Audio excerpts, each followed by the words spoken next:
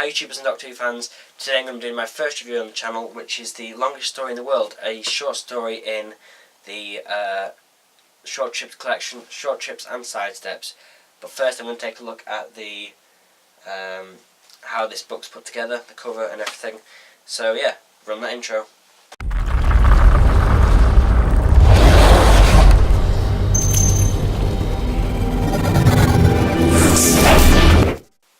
The longest story in the world is one of the short stories published in Short Trips and Sidesteps, a BBC short story collection. Taking a look at the top, we can see there's a BBC logo, Doctor Who logo, and the title, which is Short Trips and Sidesteps. In the centre of the cover, we have the TARDIS. Now, this looks like the one out of the TV movie, and it has some really nice yellow, orange, and green light coming off it with a glow in the middle of the TARDIS doors. And at the bottom, we have a collection of short stories edited by Stephen Cole and Jacqueline Rayner, who of course wrote the Daleks in Manhattan two-parter and the Poison Sky two-parter. On the spine we have the Doctor Who logo. Now this is the one used in the TV movie. We also have a little icon of the actual front cover of the book, followed by the title of the book, which is obviously Short Trips and Sidesteps, and the BBC logo. And on the back we again have the icon on the front cover, followed by the blurb, which I will read out to you. How many lives has the Doctor had? Perhaps more than you think. Follow the Doctor and companions as they take short trips around the universe, perhaps to a Wild West overrun with dinosaurs, to a land where robot rabbits roam, or a planet where the Doctor must marry or die, and then step sideways into other universes, worlds full of song and dance, planets made entirely of sweets, lands of movie monsters, places where the Doctor, as we know him, may never have existed at all. And down below we have the credits of the book, so I'll read these out to you as well. This collection includes stories by Peter Angelhides, Trevor Baxendale, Steve Burford, Graham Burke, Mish Doherty, Harriet Green, Jason Loberick, Steve Lyons, Paul Magrs, Daniel O'Mahony, Lance Parkin and Mark Clapham, Justin Richards, Gareth Roberts and Clayton Hickman, Gary Russell, Tara Sams, Mike Tucker and Robert Perry, Christopher M. Wadley, and the last ever Doctor Who fiction of Lawrence Miles, which is quite interesting. And then down below you've obviously got the barcode and the copyright information, which there isn't surprisingly quite a lot of there. Overall, the book is 348 pages, however, the story that I'm going to be reviewing today, the longest story in the world, only covers 5 of those, ironically. The longest story in the world is covered over 5 pages, pages 4 to 8, and is written by Paul Magrs. It was published on the 6th of March 2000, and is overall a pretty good story.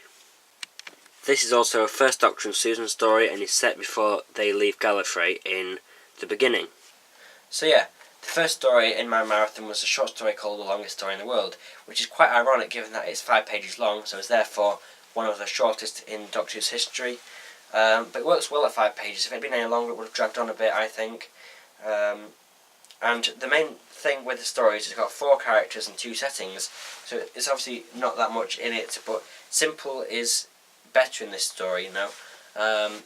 Less is more, I guess, is the phrase I'm looking for. The story starts off with a woman telling the clip about the longest story in the world, which turns out to be Susan and the Doctor on Gallifrey. So it's kind of nice that they call it the longest story in the world, because obviously Doctor Who goes on forever. It will never really end, or at least it hasn't after 53 years, so it's sort of an analogy for Doctor Who as a whole, the longest story in the world. The story starts with the First Doctor and Susan's telling the Doctor about the adventures that he's going to have ahead. This is a bit weird that Susan can sort of tell the future like this, but I suppose she does have powers such as telepathy in the Sensorites, so it's not completely out of character, you know. You then get the First Doctor, obviously, he gets a bit sick of these messages after a while, this sort of prophecies, and he tries to find some help for Susan, but he doesn't manage to find any help for her, and Susan runs away in the marketplace to try and find somebody else to tell her stories to. And then the Doctor goes home, he gives up on Susan, he's like, I've had enough of Susan, hopefully she doesn't go find somebody else to tell these stories to. And when the Doctor does get home, he finds that the house is full of Time Lords, who are... It doesn't tell you who they are, but we can guess that they are the CIA, the Celestial Intervention Agency. And we don't really know why they're there either. But that's sort of the good thing about the story, it's mysterious. You don't know who they are, you don't know why they're there. and it ends on a cliffhanger, which is quite interesting, mysterious, but also kind of disappointing because you want to find out why they're there, who are they, and what's the Doctor done wrong, what's he done right. I suppose he might be getting an award for something, and also how he escapes from all this if it is something bad. Obviously, we do see him leave Gallifrey in the beginning, so maybe it's something to do with that. Maybe this is a crime that he's done, and then he escapes and leaves Gallifrey. Maybe that's why the Time Lords are there. It's all left to interpretation, really, and that's my sort of idea on this. The first Doctor overall is characterised really well. He's characterised as quite a, I wouldn't say evil, but quite a heartless character who really, he's out for his own. He doesn't care about Susan. He's willing to leave her at the marketplace, and which is really in character. It's not in character for the first Doctor, but it's in character for the first Doctor pre An Unearthly Child, because until he meets Ian and Barbara, he's not really humanised. He doesn't turn into the caring, kind, grandfatherly figure that he is in that story. But well, he's always been nice to Susan normally, but he doesn't normally help anybody else. He's normally out for him, Susan, travelling together, and that's it. But this story, you can tell that he doesn't even care for Susan that much. So he's just out for himself. This is before he even properly is in. Well, he knows who Susan is, obviously, but this is before he actually probably gets to know her and gets comfortable with her company.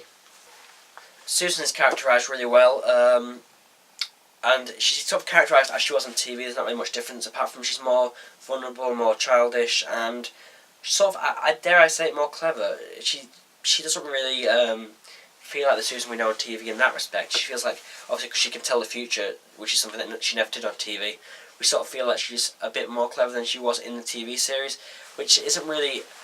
I mean, I can see why they did it, and it works really well within the story, as obviously the longest story in the world is sort of an analogy for Doctor Who as a whole. But it doesn't really understand. I don't really understand why Susan can do all these mind-reading, future prophecy things.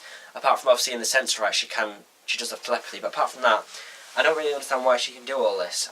I think it would have been really nice if we had a third character in the story who sort of gives out all these prophecies, and then we have the Doctor and Susan just sat there observing, rather than Susan turn prophecies and the Doctor sort of listening and then sort of going at the end.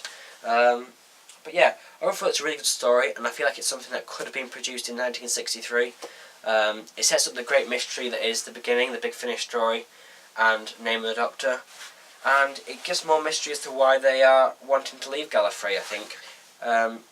It does tell you, or well, you can sort of infer that the Doctor's done something wrong, which is why the Time Lords are there at the end, but it doesn't tell you properly why. I mean, one of the reasons that they might be there is because Susan's obviously been telling these prophecies, which it does say in the book is sort of like crime, to sort of think about escaping Gallifrey, as nobody's really ever done it before. But yeah, you can sort of imagine it being done on a 1960s budget as well, because there's no monsters in it, so it'd be a really nice sort of character piece for the Doctor and Susan. And it's also nice that we get a bit of the first Doctor just sort of directly after he's sort of retired from his Time Lord duties. Overall, I give this story a 6 out of 10. Join me next time when I'm going to be reviewing The Exiles, which is the short story in the Universe of Terrors. That should hopefully be out by this time next week. And apart from that, please like, comment, subscribe. Facebook and Twitter links will be down below, as well as a link to Master Whovians, my other channel, and PA Productions, which now has a load of Sherlock reviews on there. So yeah, apart from that, bye for now.